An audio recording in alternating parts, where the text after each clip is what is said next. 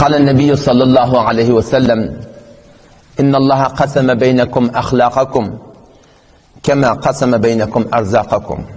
Peygamber sallallahu aleyhi ve sellem Allah tebarek ve taala hem çınaniki dedin günün şoňudy taksim etdi.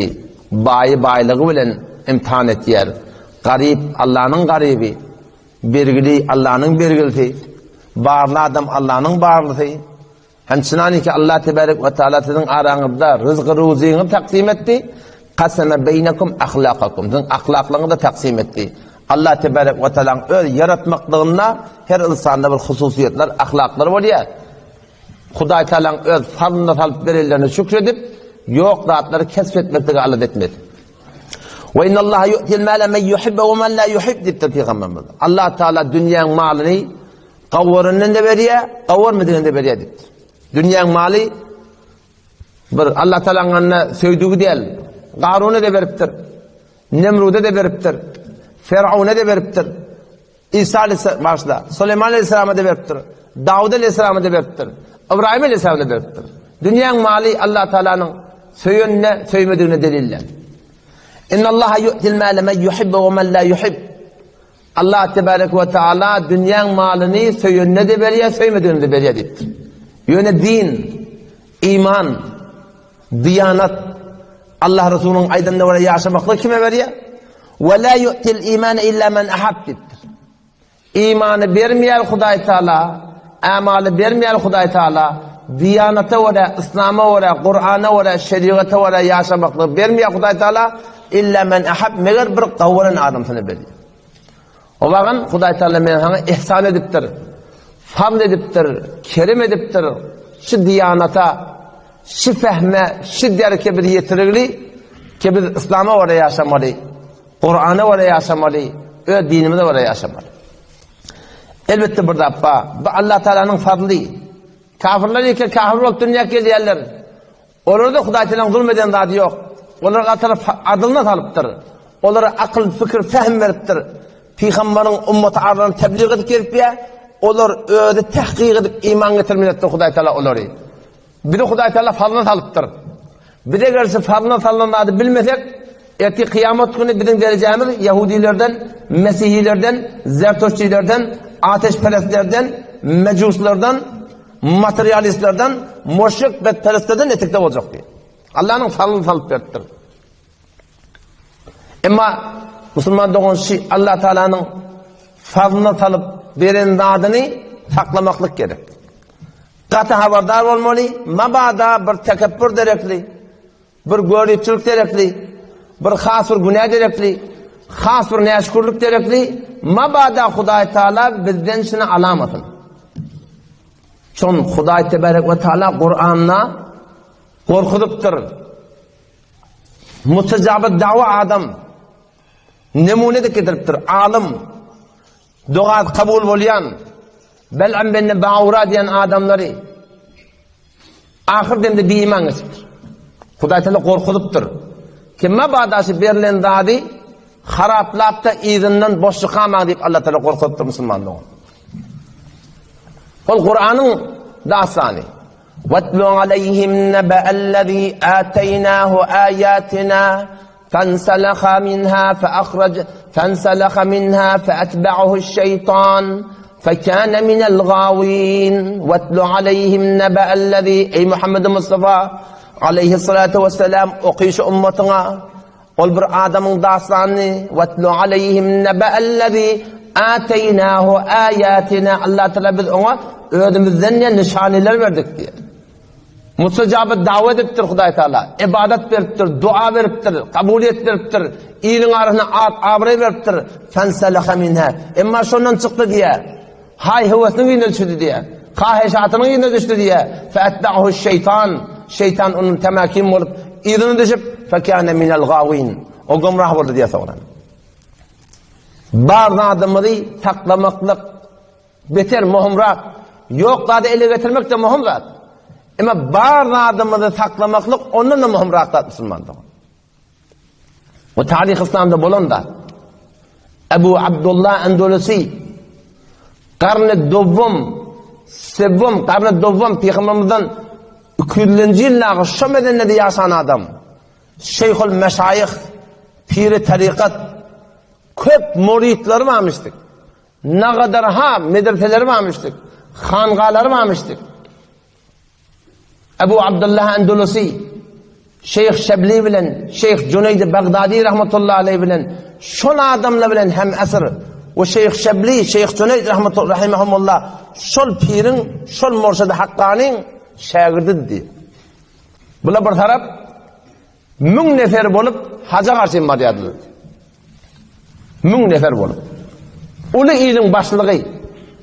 Ama o da bir tekabbür derekli baş nereden çıkar ya? Allah adamdan tevfikini almak. Ulu ilin başlığı bolup duran ulukan takdirleri 1000 nefer bolup başlıklayın Mekke'ye karşı baryadılar diye. Sondan yolla barya kala botperestleri götüşüye. Botperestler ettiler.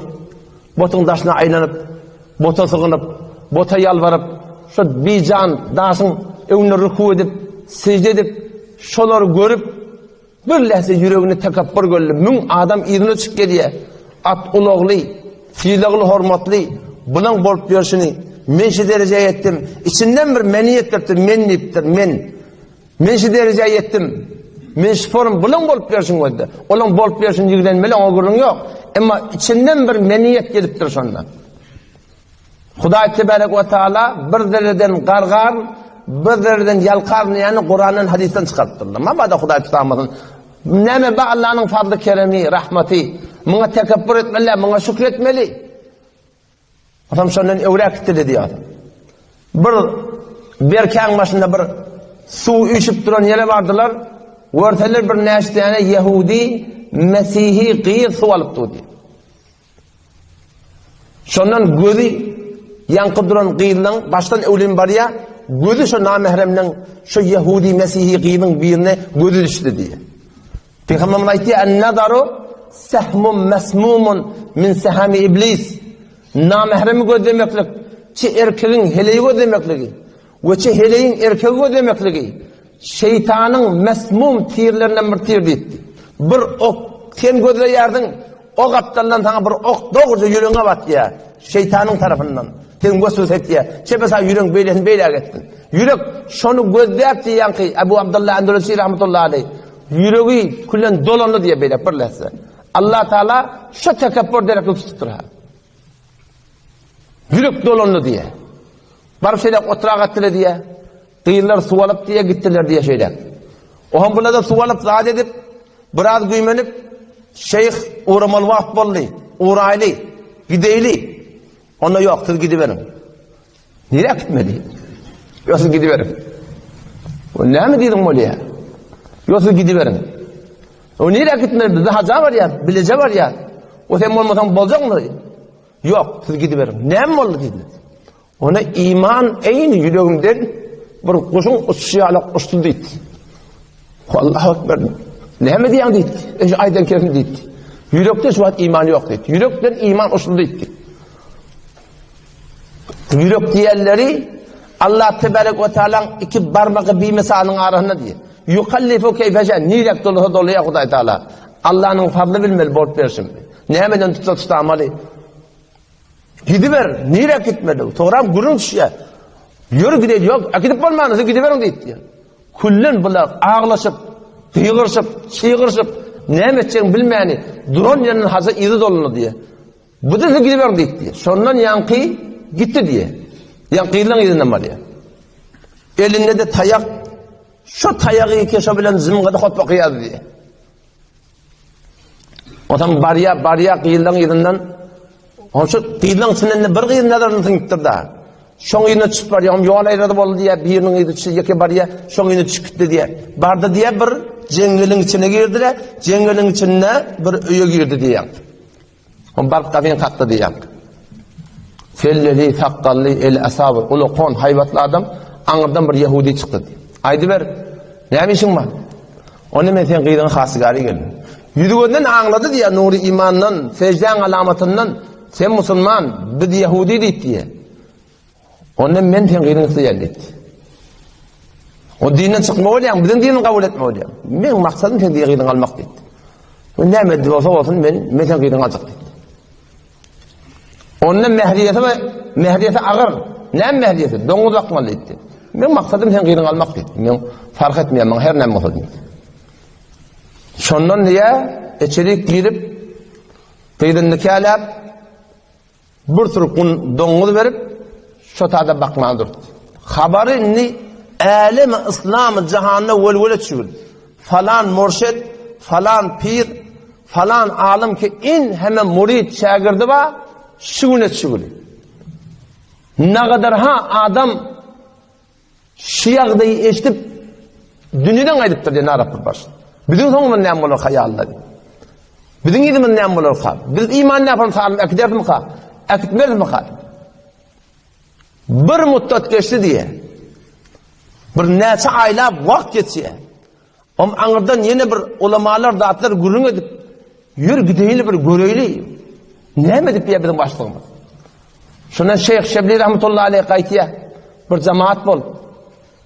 Geliyerle de oluşu mesire. Savuliyarla cengelin içine girdi diye anıracak bir düzçülükte defedinne herkes zımgada okuyan hutbasına tayağına yaplanıp doңuz vakı ötüydü. O zaman bardılar diye salamlaştılar, hal-o hasa orasındalar. Ne hili yağdayı, ne metiyasın, o görptön yağdayın şuda deydi. Ona Ebu Abdullah, sen hafızı Kur'an'ın, sen hafızı hadis, Kur'an'ın neyme kaldı sen vücudunda deydi. Kur'an'ın burada kaldı mı deydi. Kur'an şu kullen yahtan sıkıldı deydi. Fakat bütçe böyle ayemen yadımda. O da neyme? Şiki her kim Allah zelil etse hiç onları izzet verecek adam olmaz. Allah bir yerini yere vursa onu kaldıracak olmaz. Allah bir adam har etse onu aziz edecek olmaz. Allah Teala bir adamı izoklasa onu okutacak olmaz. Fakat şu ayetin bir bölümünün yadında değil. Onun sen hafızıl hadissin. İn hem hadis söyleyedin. Hadisten neyme yadında kalıqdı? Hadisten hem de gidigildi diye. Birçe hadis yadımda men beddele dinehu fel yuktel. Peygamberimiz diyor ki dinini ütkese murtet bolsa öldürülmüşe deyiptir diye. Fakat ben şu yadımda başka hisar yadımda değil. Şeyh Şebli rahmetullahi aleyh Allahu Ekber deyip namazda duruyor. İki rekat nefil namazda okuyup secdeye gidip dua etmendir. Ya Allah bu Abdullah bir de öğretti. Ya Allah seni maaf et. Ya Allah seni bağışla. Ya Allah seni tövbeni kabul et. Ya Allah meşin tarafına dua et ya. Yalvarmağın durdu. İnce vakit secdede dua edip ağlap dua edip bir vakit Ebu Abdullah rahmetullahi aleyh elini gerisine koydu diye Şeyh Şebli turdu diye. Değil mi? Duan kabul oldu diye. Yürü gidelim diye. Duan kabul oldu diye. Şöyle ol kayıtlı diye Müslüman. O şey bolup veren yağdaymadı. Hiç kim yok bunun ağrıda günah etmedin. Ama tekabbür yaman da. Ödün ulukan bilmek. Ödün Kur'an'ı adam bilmek. Ne mi olsa Allah'ın fadlı. Eğer Allah fadlından biri çıkarsa bilin hiç gayfimiz ştak gelmekliği bu da tutacak Müslümandı. Hazreti Ömer radıyallahu anh bir makulesi var. Hayat sahabede getirdi. Hazreti Ömer radıyallahu anh aytiye vakti ki bir günah ettiyarsınız diye günah etmeyen mi amnem? Her gün günahkar var diyorlar. Vakti ki bir günah ettiyarsınız son idine çalamcak bir cedid bir kâde kavu işedin dedi. Son menni diye göryen diye ki bir cedid bir kavu işin kadimki günahını pozmaklığa beter şöyle diye çalahın dedi. Her kaysiminde günah oluyor, yanlışlık oluyor, birinin gevine de ayarsın, katağına kefayda ayarsın, şuna mendes, yalan diline gel aya, gıybet diline gel aya, bir kefe koşuşup, haydi bir günah karşılık bol aya, şuna iyi diyanlı Müslüman da oldum, kavuluk etmektik gerek. Peygamber sana soraktır ya Resulullah, la ilahe illallah demekle kavuluk mu? Onu behterin kavuluk dedi. İkrar etmek Allah'tan başka, layık ibadeti, itaatı, muhabbeti yok mu?